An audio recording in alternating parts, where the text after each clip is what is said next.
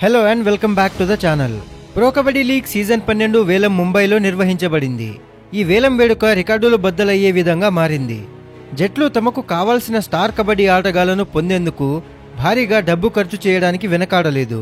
League చరిత్రలో తొలిసారిగా 10 మంది ఆటగాళ్లు 1 కోటి మార్కును దాటారు. ఇది ప్రో కబడ్డీ లీగ్ చరిత్రలో గుర్తుంచుకునే రోజు అయింది. బిడ్డింగ్ యుద్ధాలు తీవ్రమైనవి అయ్యాయి. జట్లు వ్యూహాలు పరీక్షించబడ్డాయి మరియు జట్లు తమ విజయానికి నిర్ణయించగల ఆటగాళ్ల కోసం ఖర్చుకి వెనకాడలేదు. మొహమ్మద్ రెజా షాడ్లోయి మరోసారి తన అపారమైన విలువను నిరూపించి 2.23 కోట్లకు గుజరాత్ జెయింట్స్ జట్టు అతడిని కొనుగోలు చేయడం ద్వారా పీకేఎల్ 12 వేలంలో అత్యంత ఖరీదైన ఆటగాడిగా నిలిచాడు. భారతీయ రైడర్లు కూడా వెనకబడలేదు. బెంగాల్ వారియర్స్ జట్టు దెవాంగ్ దలాల్ను 2.205 కోట్లకు కొనుగోలు చేయగా తమిళ్ తలైవాస్ జట్టు అర్జున్ దేశ్వాల్ను 1.405 కోట్లకు దక్కించుకుంది.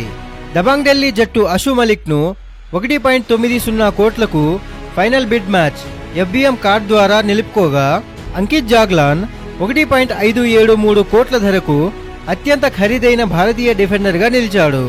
అద్భుతమైన బిడ్డింగ్లు మరియు రికార్డులను బద్దలుకొట్టే ఒప్పందాలతో ప్రో కబడ్డీ లీగ్ సీజన్ 12లో 1 పాయింట్ కూడా నమోదు కాకముందే ఇది దేశవ్యాప్తంగా సంచలనంగా మారింది. అయితే ఇప్పుడు పీకేఎల్ 12 వేలంలో అత్యంత ఖరీదైన టాప్ 5 కొనుగోలు చేయబడిన ఆటగాళ్ల జాబితా ఏంటో చూద్దాం. సో ఫ్రెండ్స్, వీడియోలోకి వెళ్లే ముందు చిన్న రిక్వెస్ట్, ఎవరైనా మన ఛానల్కి కొత్తగా వచ్చిన వాళ్ళుంటే పీకేఎల్ అప్డేట్స్ కోసం, తెలుగు టైటన్స్ అప్డేట్స్ కోసం మన ఛానల్ను సబ్స్క్రైబ్ చేసుకోండి. నంబర్ 5 అర్జున్ దేశ్వాల్ 1.405 కోట్లు. లీగ్లో అత్యంత స్థిరమైన రైడర్లలో ఒకరైన అర్జున్ దేశ్వాల్ పీకేఎల్ 12కు ముందు తమిళ్ తలైవాస్ జట్టులోకి చేరాడు. బిడ్డింగ్ వేగంగా ప్రారంభమైంది. తెలుగు టైటన్స్ 1.20 కోట్లకు పోటీలోకి వచ్చాయి. పునరి పల్టాన్ మరియు బెంగాల్ వారియర్స్ ఒకరినొకరు మించేందుకు ప్రయత్నించాయి. అయితే చివరికి అందరినీ ఆశ్చర్యపరిచే విధంగా తమిళ్ తలైవాస్ 1.405 కోట్లతో విజయవంతమైన బిడ్ను సమర్పించింది. అర్జున్ ఇప్పుడు చెన్నైలో కోచ్ సంజీవ్ బలియాన్తో మళ్లీ కలవబోతున్నాడు. ఇది అతనికి ఒక కొత్త ఆరంభం అవుతుంది. నంబర్ 4 అంకిత్ జాగ్లాన్ 1.5725 కోట్లు. పీకేఎల్ చరిత్రలో అత్యంత ఖరీదైన భారతీయ డిఫెండర్గా అంకిత్ జాగ్లాన్ నిలిచాడు. పట్నా పైరేట్స్ తమ ఫైనల్ బిడ్ మ్యాచ్ FBM కార్డును ఉపయోగించి అతన్ని 1.573 కోట్లకు తిరిగి తమ జట్టులోకి తీసుకున్నారు. పునరి పల్టాన్, యుముంబా, జైపూర్ పింక్ ప్యాంథర్స్ మధ్య తీవ్రమైన బిడ్డింగ్ పోటీ జరిగిన తర్వాత జైపూర్ అతన్ని దక్కించుకుంటుందని అనిపించింది. కానీ పట్నా పైరేట్స్ చివరి సమయంలో FBMను వినియోగించి అతన్ని మళ్లీ తమ జట్టులోకి తీసుకుని అందరినీ ఆశ్చర్యపరిచారు. నంబర్ 3 అషు మలిక్ 1.90 కోట్లు. స్టార్ రైడర్ అషు మలిక్ మళ్లీ జోగిందర్ నర్వాల్ నాయకత్వంలోని దబాంగ్ ఢిల్లీ జట్టులో చేరాడు. ఢిల్లీ జట్టు తమ FBM కార్డును ఉపయోగించి అతన్ని 1.90 కోట్లకు నిలుపుకుంది.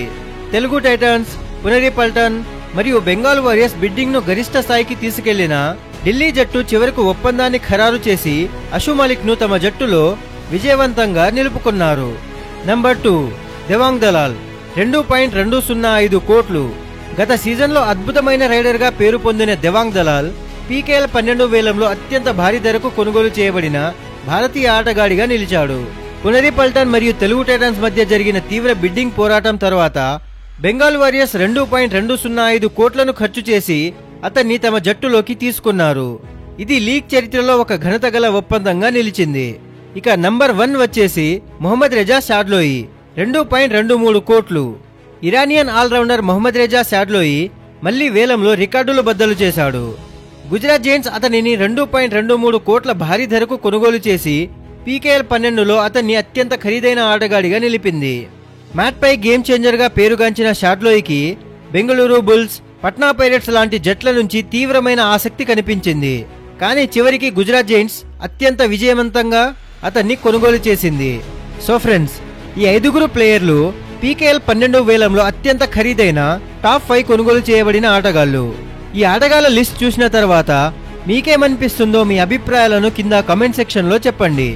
అలాగే మీకు కనుక ఈ వీడియో నచ్చినట్లయితే లైక్ చేసి కబడ్డీ ఫ్యాన్స్ కి, పీకేఎల్ ఫ్యాన్స్ కి ఈ వీడియోని షేర్ చేయండి. ఇలాంటి మరెన్నో కబడ్డీ వీడియోస్ కోసం, పీకేఎల్ అప్డేట్స్ కోసం మన ఛానల్ అయితే సబ్స్క్రైబ్ చేసుకోండి. Thank you for watching.